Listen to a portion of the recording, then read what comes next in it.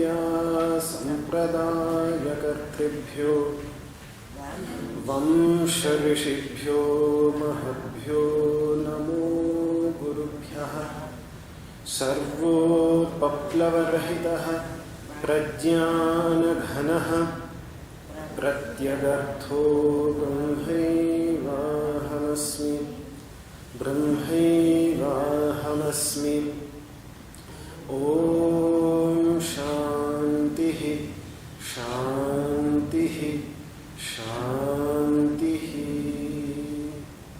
ॐ पूर्णमदः पूर्णमिदं पूर्णात् पूर्णमुदच्यते पूर्णस्य पूर्णमादाय pūrṇam-evāvaśiṣyate ॐ शान्तिः शान्तिः शान्तिः।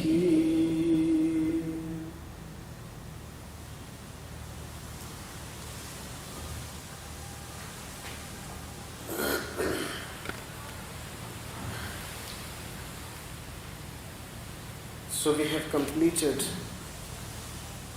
the first mantra, which means the benediction, the Mangalacharanam, in which the last line was Om Shantihi Shantihi Shantihi, which, as explained,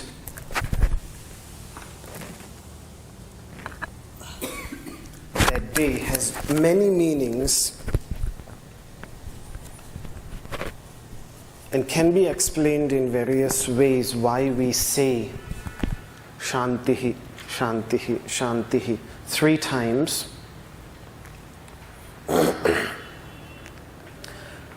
For us as sadhakas, as practitioners of yoga, that is what the word sadhaka means. Shanti on a physical level, Shanti, peace, on the level of the prana, and peace on the level of the mind.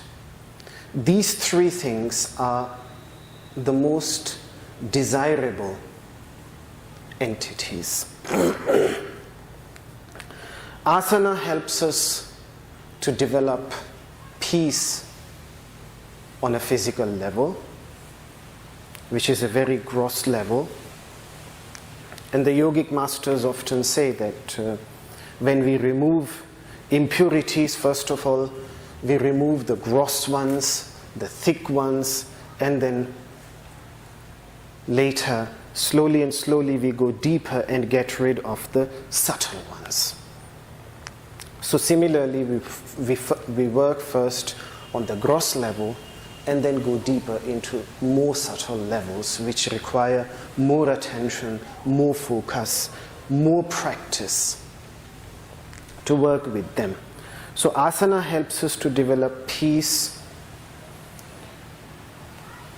equilibrium, awareness, because where there is awareness, it is the very nature of consciousness to be peaceful, and where there will be awareness, peace will come on its own. It is strange, but agitation in the mind comes as a result of lack of awareness. The more a person is aware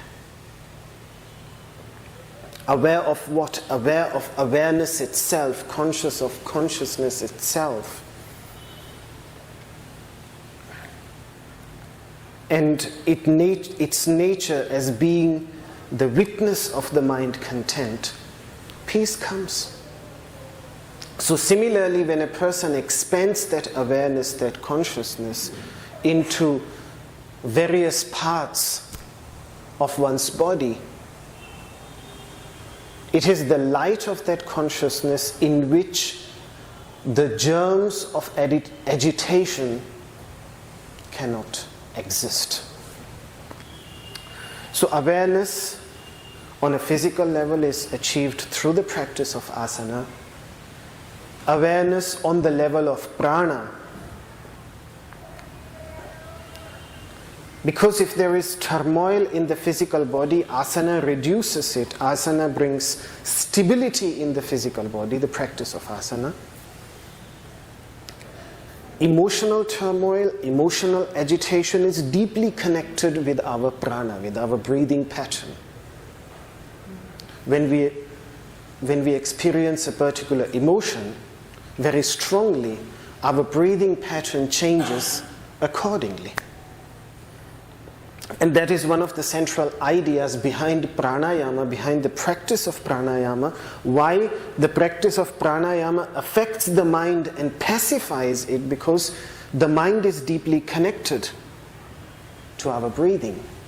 And this is the idea that has been expressed beautifully in one of the Upanishads, in the dialogue between Maharshi Uddalaka and his son Shvetaketu. Pranabandhanam hi somya manaha.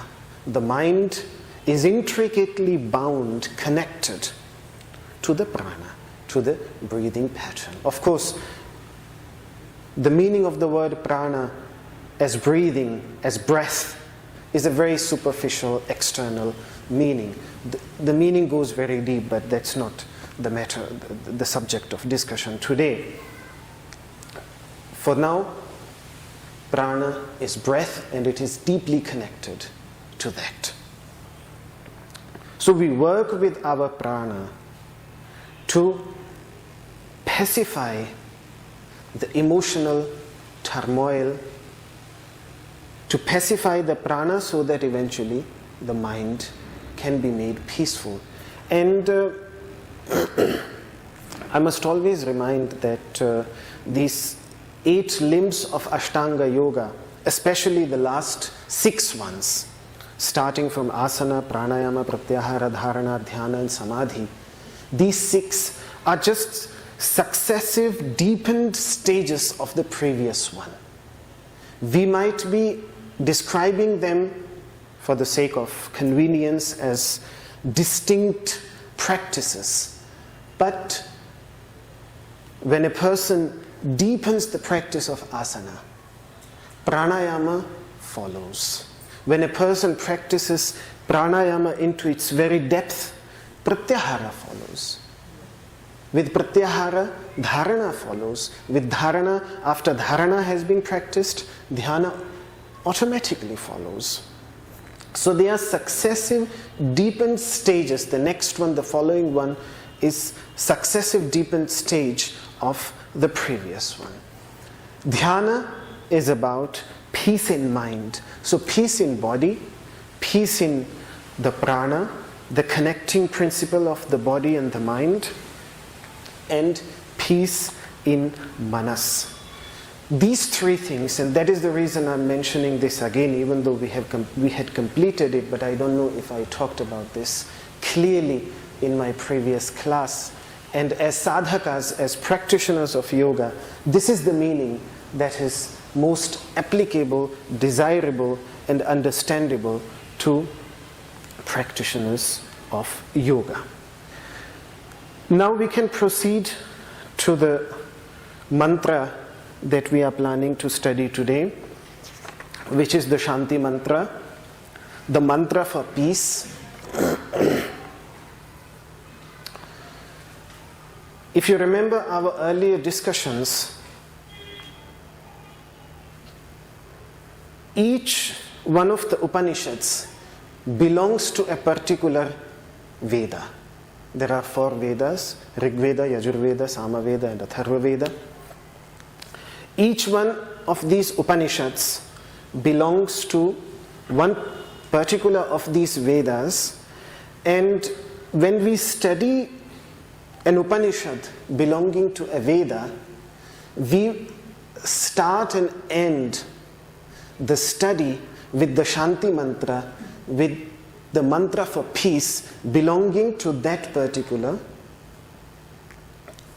Upanishad, that particular Veda.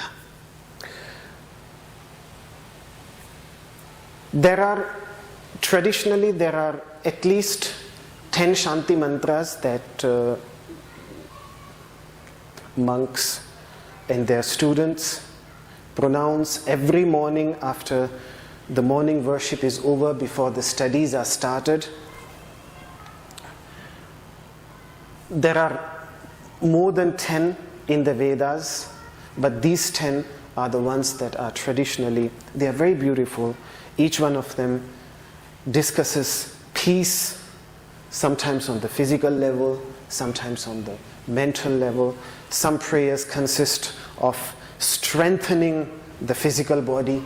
Some Shanti Mantras speak about the speech being established in the mind and the mind being established in speech, which means to say what we think and think what we say.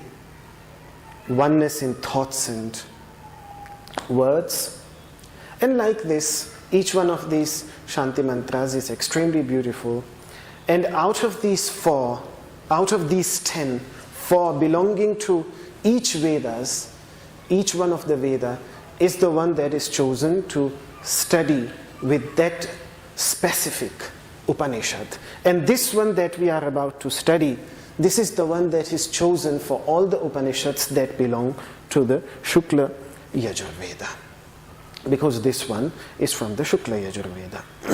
The Upanishad is from the Shukla Yajurveda, so the Shanti Mantra is also from the Shukla Yajurveda.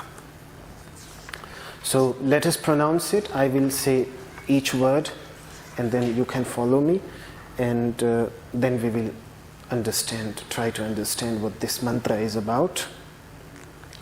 Om, Om, Om, pūrṇam-adaḥ, pūrṇam-adaḥ, pūrṇam-adaḥ, pūrṇam-idaṁ, pūrṇam-idaṁ, pūrṇam-idaṁ, pūrṇāt, pūrṇāt, pūrṇāt, pūrṇam-udacyate, pūrṇam-udacyate, pūrṇam-udacyate, pūrṇasya, pūrṇasya, pūrṇasya, pūrṇam-ādāya, pūrṇam-ādāya, pūrṇam-ādāya, pūrṇam-evāvaśiṣyate, pūrṇam-evāvaśiṣyate, pūrṇam-evāvaśiṣyate. Om śāntiḥ, śāntiḥ, śāntiḥ.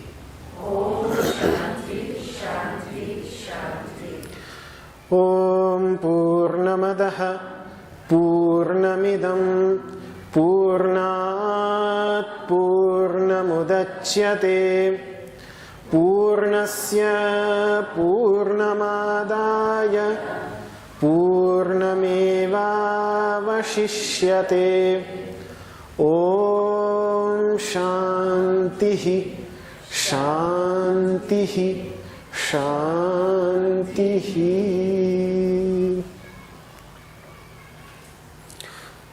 The first letter, the first monosyllable in this mantra is Om. Om is the highest symbol. Symbology cannot go deeper and can be more intricate and more deep than that of Om. This one letter is meditated upon as consisting the entire body of the Vedas, the whole of the Vedas, and yet even beyond that. But this we will wait till we study the Mandukya Upanishad, the smallest one, which is only 12 verses. Ishavasya Upanishad is the second smallest one with 18 verses. But Mandukya Upanishad is extremely deep. Extremely deep.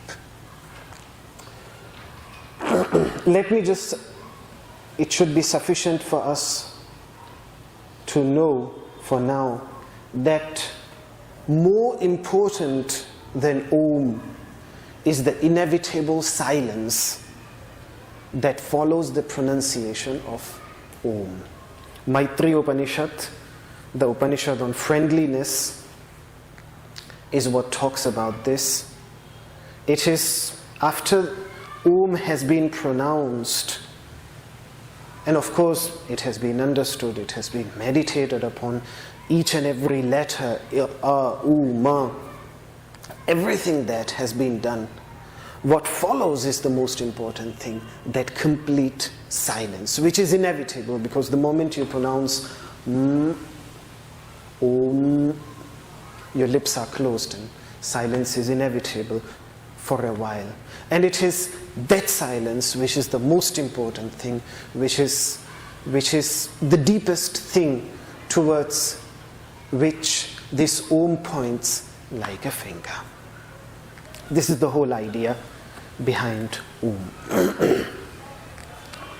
Now, the next word, pūrṇam-adaḥ. Pūrṇam-adaḥ, pūrṇam-adaḥ. There are two words, pūrṇam-adaḥ. Adaḥ means that, compared to this. Idam in Sanskrit is this, and adaḥ is that. That is pūrṇam. Now, what does the word pūrṇa mean?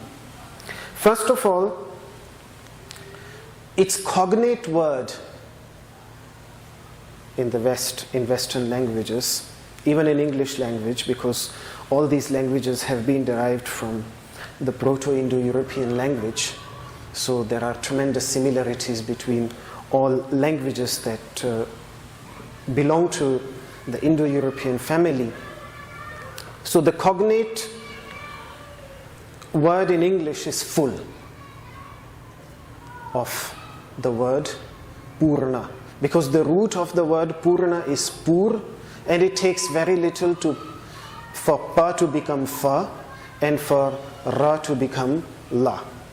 Pur and full. Even if you look, I think, at the Oxford Dictionary, this derivation has been pointed out from the Sanskrit root pur. Full. And pūrṇa is either the past participle of that root, which therefore can be translated as filled. But in this context, and grammatically in Sanskrit, this is completely possible, that sometimes past participles can also be used in the sense of the presence. So, pūrṇa in this case does not refer to the past, but it refers to the present. Therefore, a very literal translation of the word pūrṇa would be filling. That which fills. Filling. Filling. That which fills everything. In other words, omnipresent. And what are the implications of this meaning is that limitless, infinite. That is how, which is like space, akashavad vyapi. When Shankaracharya explains this word, he says akashavad vyapi, like space which is present within each and every atom, nirantaram, without anything else within it, and nirupadhikam, without anything to limit it. So there is nothing to limit it, and there is nothing else present within it. In other words, pūrṇa is explained in the understanding of Vedanta, and that is why in my translation I have translated it as that Brahman pure consciousness is infinite. even though not the word literally doesn't mean that, but it just means that which fills up, that which is filled in everything, that which is present within everything, that presence. But in the understanding of Vedanta, it is explained as that which has no limitation on it. If you remember the discussion we had in our previous class about upadhis. There is no upadhi to it. There is no limitation to it. And because there is no limitation, there is no boundary. Because there is no boundary, it is limitless. It is infinite. And that is the ultimate metaphysical reality, that there are no boundaries in this universe. There are no boundaries in it. And therefore, we can say that boundaries are illusions. They seem to be there, but in reality they are not there. They are not products of reality, but they are the way we map and edit reality. The moment we start mapping it with maps, we create boundaries. So the moment we edit reality, we create boundaries. Editing means we try to understand it in our understanding because we have a limited understanding. So we create boundaries in it according to the view that is taken by us. But in reality itself, there are no boundaries. There is no limit. So yes, the Upanishadic masters know very well that it is fine to map out the territory, but it would be a great mistake to confuse the two, to confuse the map and the reality as one and the same thing. That would be a tremendous confusion. So one has to actively guard oneself against that confusion. What we find in the Upanishads is a map of that reality. What we find in the teachings of the masters is a map of that reality. Through that, the idea is to become aware of the limitless, of the infinite. And this Pūrṇa is about that infinite. Pūrṇam-adaḥ, that, by that we mean Brahman, that pure consciousness. That is what, because this famous sentence, quintessential sentence of the Vedas, Tattvamasi, taken by Aldous Huxley as the title of the first chapter of his book, his monumental work, I must say, an amazing work, which anybody interested in spirituality should read. The Perennial Philosophy. The title of the book is The Perennial Philosophy, and the title of the first chapter is Thou art that. Thou art that. You are that. And this is a literal translation of Tattvamasi, because Tattvamasi, Tat, that, Tvam, you, Asi, are.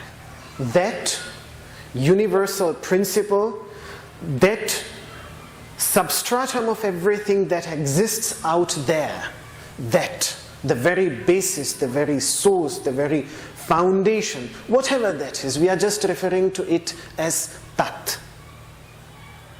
Whether you call it X, you call it Tat. The Upanishadic masters preferred to use the word Tat because Tat in Sanskrit grammar is Sarvanama. We call it Sarvanama. Anybody who has studied even Hindi grammar would know that Tat is Sarvanama. Sarvanama is a grammatical term which is used for words that can be used for anybody and everybody, such as you, I, this, that, all these words. What do you call them in English? Pronouns, yeah. Now I don't know what the English word pronoun means, but the Sanskrit word for pronoun, Sarvanama, simply means the name of all. The name of everything. And because Tat is the name of everything, it is the best name that could be given to the source of everything. And that is why often Om Tat Sat. First of all, Om, which is the deepest symbol, which the way it is explained and understood stands for everything that was, is and will be, and anything that also that which transcends time and space. Everything is pointed out by this word, like the word pot refers to the pot, wall refers to the wall. Every word in a language refers to something. This is a word that refers simply to everything that was, is and will be. So Om, Tat, the second word, Tat is also Sarvanama, it refers to everything, and Sat, pure existence. Whenever we refer to something, we refer to it as is. The wall is, I am, you are, this being, this essence. This is the third word. These are the three words that are considered the greatest. Brahman, the word Brahman that we use is just for the sake of convenience to refer to it, because Brahman means the mightiest, the greatest. Brahma means to expand, the one who has, it is the superlative of expansion, of the expanded one. So that is what Brahman means. But Om Tat Sat are usually the three secret and sacred words that are used to refer to that omnipresent reality. So Tat, that. Adaḥ is just a synonym. It is also a Sarvanama. It means exactly the same thing as Tat, whether you use the word Tat. The masters sometimes prefer to use the word Tat because Tat, also the root of the word Tan, means to be present everywhere. So Tat is that which is present everywhere.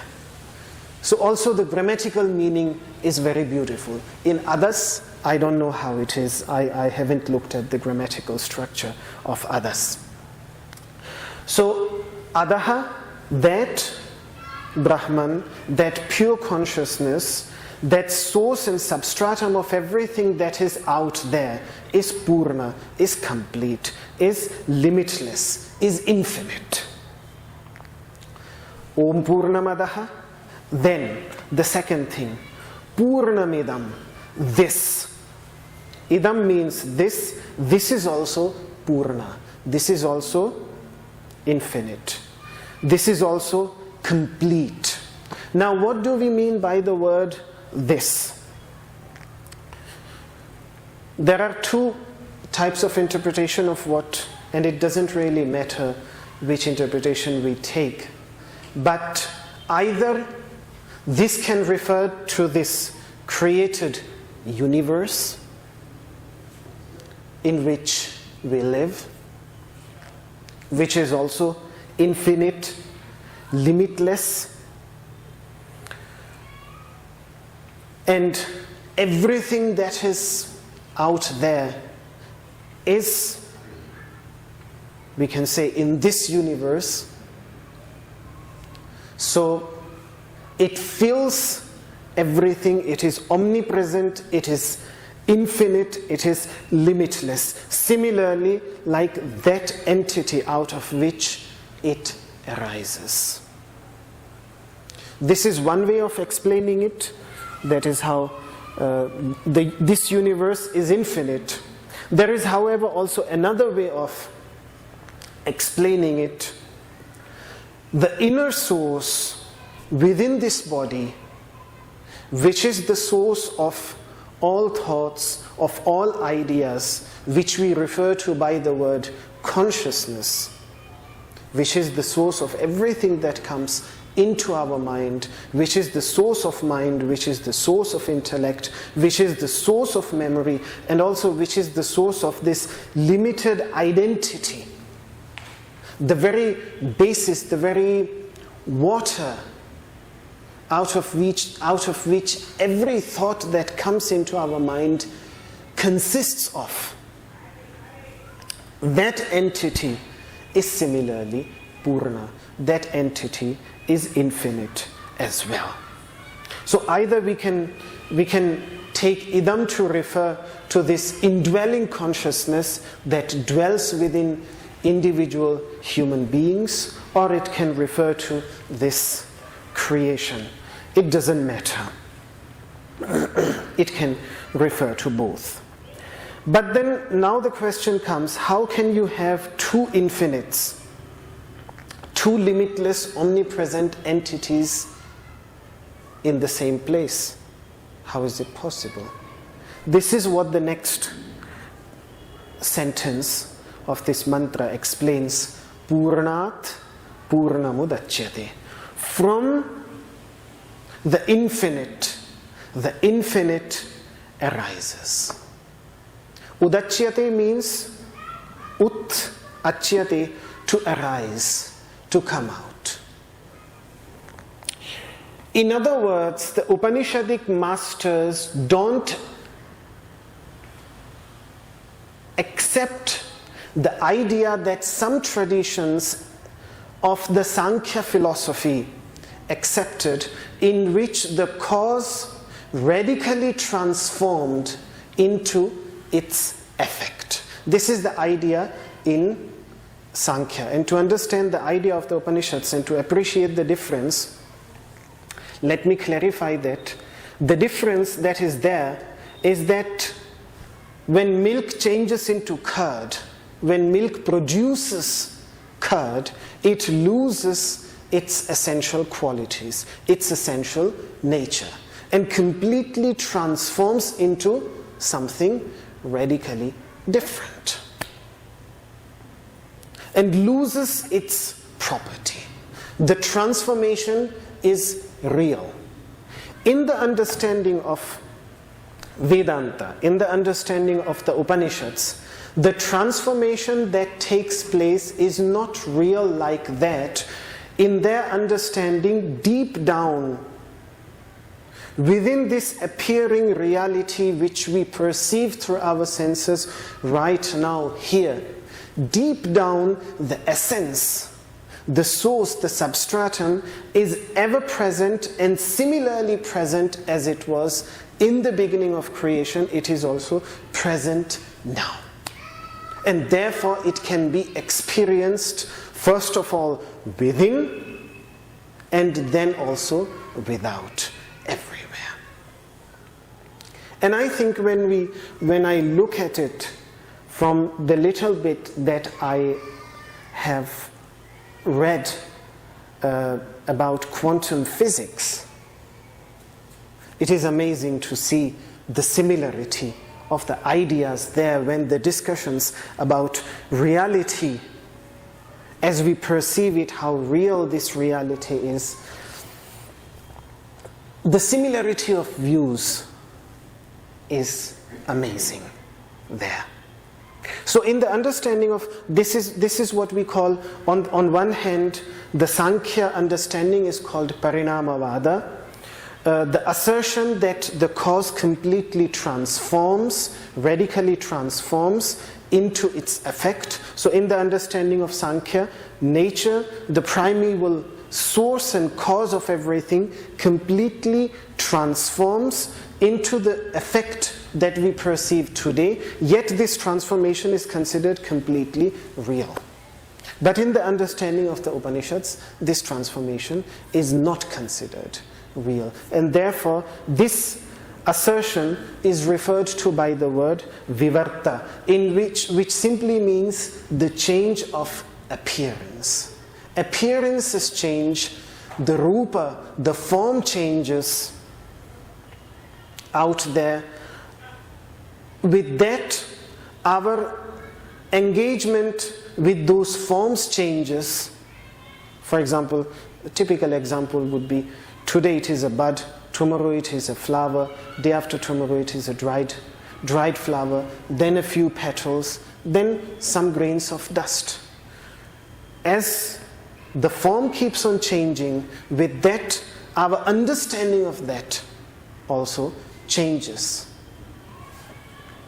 But does this foundational reality there really change. In the understanding of Vedanta, it doesn't. So to assert that pūrṇāt, pūrṇam-udacyate, deep down, which is complete, and what arises out of that is also complete. How to visualize this? The example that is given here to visualize this is, we know that space is limitless. Space is infinite. The moment we create a boundary within that space, such as the boundary of this of these walls, or the boundary of a pot, a new limited space arises out of the limitless infinite space.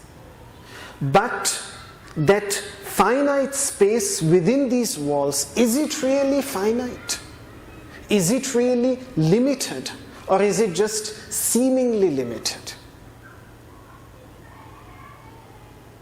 The Vedantic understanding would be that limitation is just a momentary thing. It was never limited before the limitation came into existence, and it will never be limited again after the limitation ceases to exist. It was limitless always, it will always be limitless. So the foundational reality, even now when it seems limited in this present moment, in reality, in its essential nature, it is not. And it is the assertion of this fact deep down. Of course, when we look at it from the view of, if our view is conditioned by the upadhi, by the limiting adjunct, we will see the space as limited. But only because our view, our way of looking at it is conditioned by that momentary upadhi. The moment, even now, this space which seems limited by these four walls, if we close our eyes and visualize and think about it,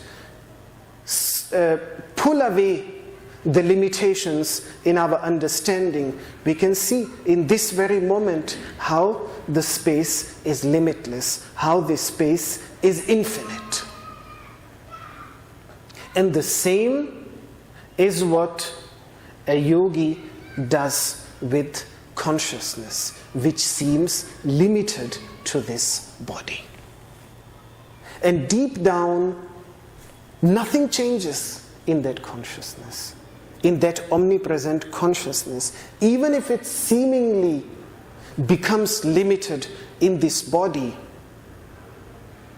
The goal of a yogi is to transcend this conditioning of the mind imposed by this limitation and experience it as it is in its true essential nature, as it was before the body came into existence, and as it will be after the body ceases to exist, and therefore as it is now in its essential nature, even at the very present moment.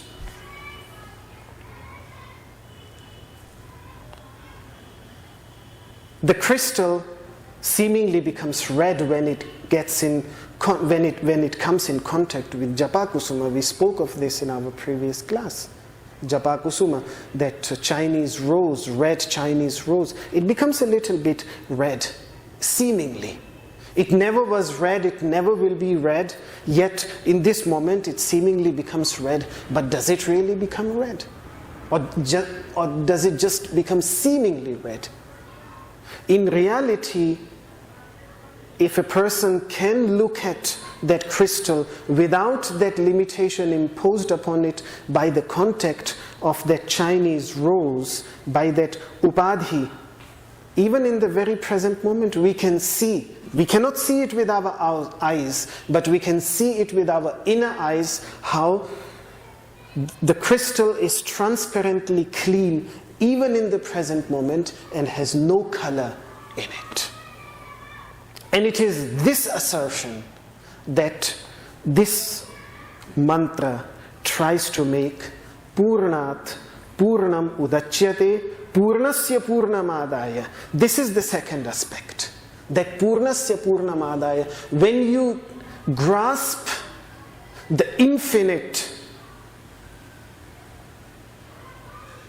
nature, the infinitude, if we can use that word, infiniteness of the infinite, which in other words means, and get rid in your understanding of what limits it, what is the limitation on it. If a person can break through that limitation and look at it without that momentary limitation, then pūrṇam-evāvaśiṣyate, then what remains is just pure infinite.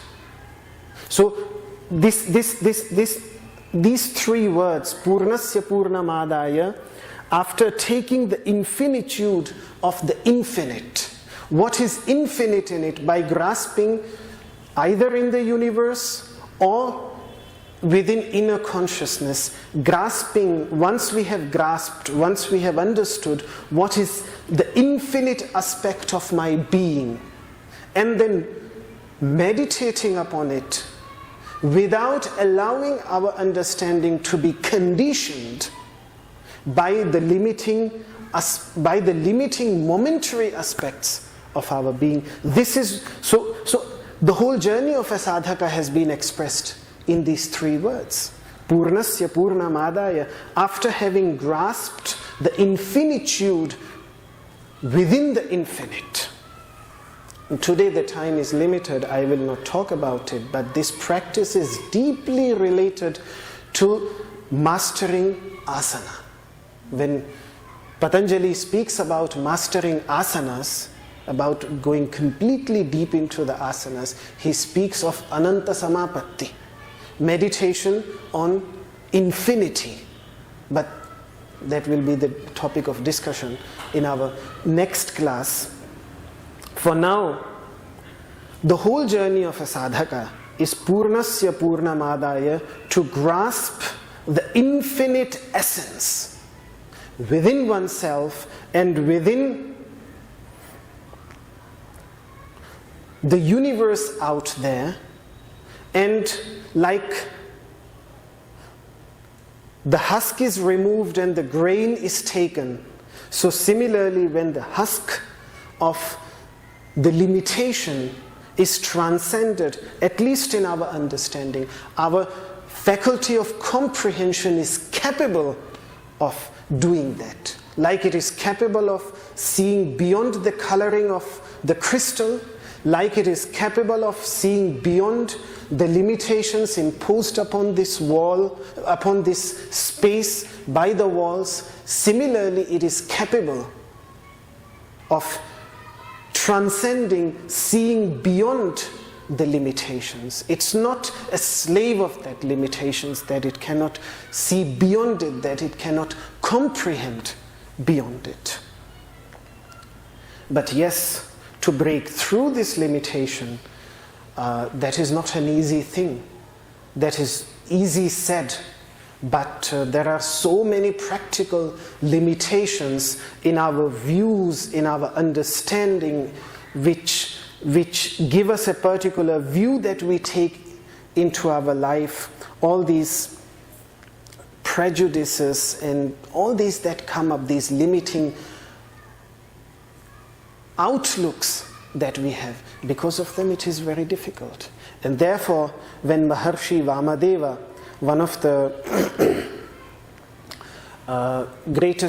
one of the great rishis of the Rig Veda, very, very ancient master, and whose name is highly celebrated for his deep insights, when he speaks of that, I had to break through like a powerful falcon bird through the 99 gates made out of iron.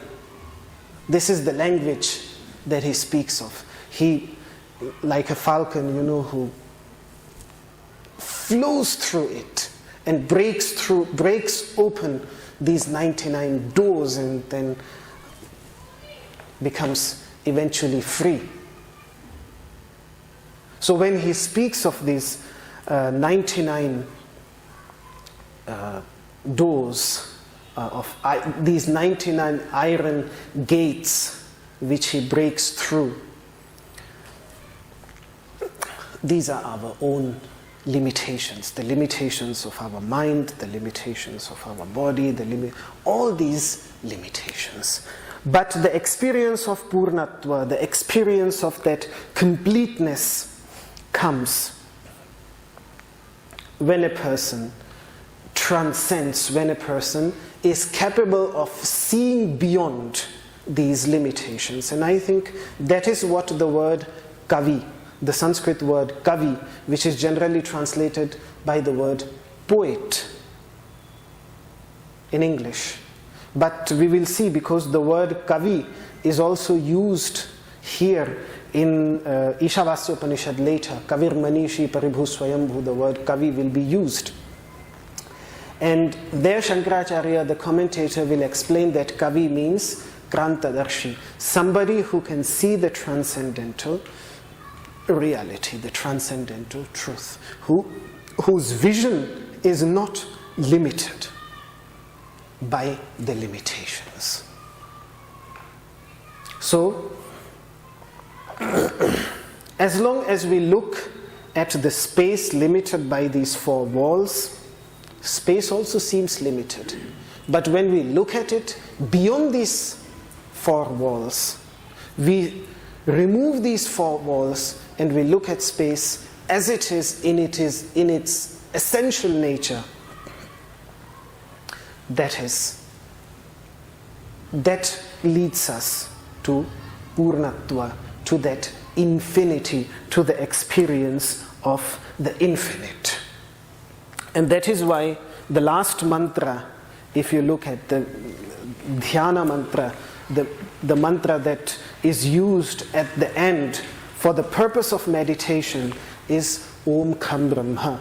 Om, Brahman, absolute pure consciousness, is infinite space. Very often the masters use infinite space as a symbol to meditate upon the infinitude of consciousness. We find that in practices of dharana, such as ascribed in very interesting texts like Vijnana Bhairava Tantra, because essentially all the Tantra texts are texts on dharana, and Vijnana Bhairava has around 110 or 100, something between 110 and 120 dharanas.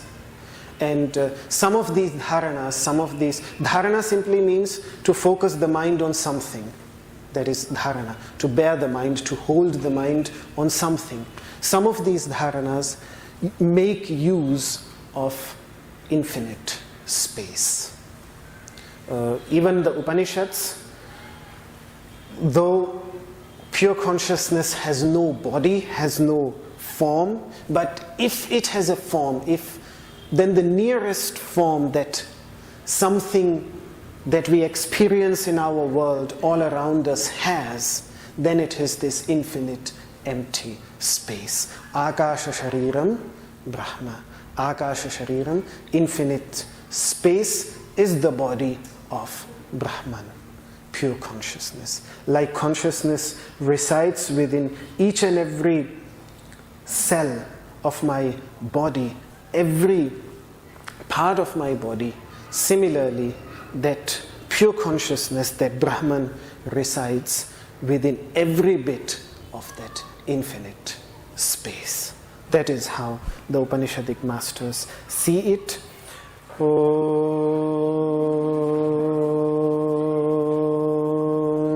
Sarve Bhavantu Sukhinah, Sarve Santu Niramayaha, Sarve Bhadrani Pashyantu, Ma Kaschid Dukkha Bhag Bhavet. Om Shantiḥ, Shantiḥ, Shantiḥ.